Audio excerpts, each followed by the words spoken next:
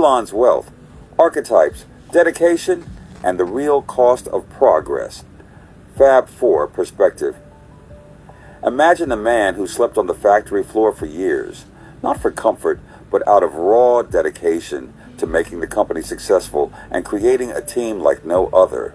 While critics scroll past headlines painting him as an irresponsible trillionaire hoarding too much money, let's pause.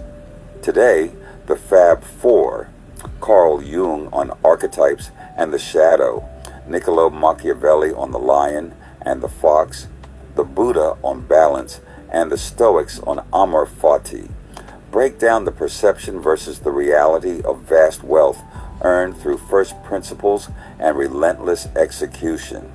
No envy, no hype, just clarity for builders navigating a noisy world. This isn't about one person, it's about what ambition, creativity, and responsibility actually look like at the frontier. Now join the Fab Four roundtable. Machiavelli, the lion, and the fox. Power isn't given. It's seized through bold action and cunning adaptation. See the lion's strength in audacious bets, like reusable rockets that slashed launch costs from tens of millions to fractions, and the fox's cleverness in vertical integration with Starlink, turning connectivity into a profitable engine. Critics conjure images of cash vaults and demand overt giveaway as responsibility. Yet true leadership builds assets that employ thousands, generate taxes, and expand human capability. He didn't inherit $1 trillion in a bank account. Markets valued companies that create EVs people buy, satellites serving remote communities, and infrastructure for the future. Strikeouts, public missteps, and overpromises happen in high-stakes iteration, normal for anyone rewriting rules. The pitfall avoided, becoming a tame fox without the lion's roar, or a reckless lion without strategy. Jung addresses archetypes and hubris. The archetype of the creator lives here, the drive to birth the new, confronting the shadow of grandiosity. Hubris tempts every visionary, believing one's vision infallible. Yet we've seen reflection, course corrections, and a refusal to let ego devour the mission. The media's wealth narrative taps the collective shadow, envy of the hero who succeeds where systems falter. Sleeping on the floor for years? That's not PR. It's integrating the archetype of the ascetic builder, sacrificing comfort for the collective leap. Responsibility isn't just writing checks, it's stewarding capital into breakthroughs that outlast any single fortune. Buddha breathes. Balance and detachment. Attachment to outcomes breeds suffering for the builder and the critic. Wealth, as numbers in headlines, ignores impermanence. Most of the wealth is equity in volatile, value-creating enterprises. The path of balance. Pursue excellence without enslavement to praise or blame. Dedication at this scale demands inner work, avoiding the burnout of endless striving while fueling progress. Critics fixate on give it away, but sustainable impact flows from systems that compound, jobs, innovation, and lowered barriers. True generosity at this level or scale includes enabling millions through technology, not just redistribution theater. The Stoics' mentor, Amor, Fati, love of fate, embracing what is while focusing on what you control.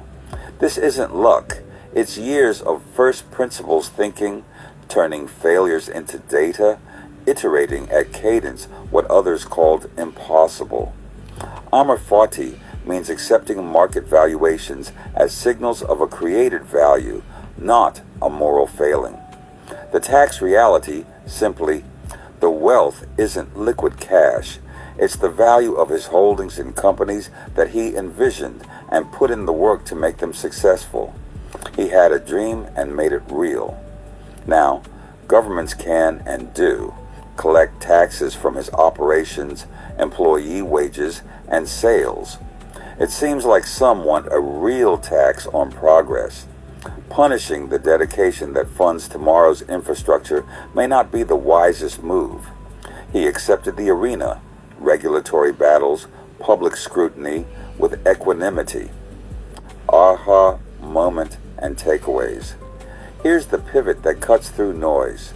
Consider Neuralink advancing to let humans control systems remotely with their thoughts in space. One person operating rovers, habitats, or experiments from Earth with thought-level precision, unlocking safer, more ambitious exploration. If this scales under his companies, pushing boundaries no one else matches, and valuations rise another $250 billion as a result, would you resent the amount of his wealth going up? Would you rather he stop creating? I mean, it looks like he just won't stop. There he goes again, developing another project that will be worth billions. Are you going to get mad again because he found something to do that makes him happy and also benefits the world and has value? You go create something, and if enough people want it, you'll make money off of your efforts too. Maybe then you will get a taste of winning because you created something useful, and maybe you get to understand a little bit of what it may be like to be Elon. Let's get ready to celebrate the next scientific advance enabling humanity's next chapter. This is the brilliance. It is dedication that turns impossible into infrastructure. Not flawlessness, no one is that, but pitfalls like unchecked hubris he sidestepped through putting and keeping, philosophy in action, and his occasional strikeouts he treated as tuition, no ego. Now here's some advice for you. Adopt first principles, iterate relentlessly, fail fast, learn faster, make data-driven adjustments, and allow space for continuous evolution. Build with balance. Amor, Fati, the grind. Wealth follows value created, not the other way around. Creativity without execution is called dreaming. Execution without inner mastery is experienced as hollow. Together, grounded in the archetypes of the hero and the wise ruler, they forge legacies. It can be your legacy if you are willing to put in the work. Drop your biggest takeaway. What does responsible ambition look like to you? Like, subscribe and join the Fab Four channel and spread the word. Wisdom isn't passive, it's built.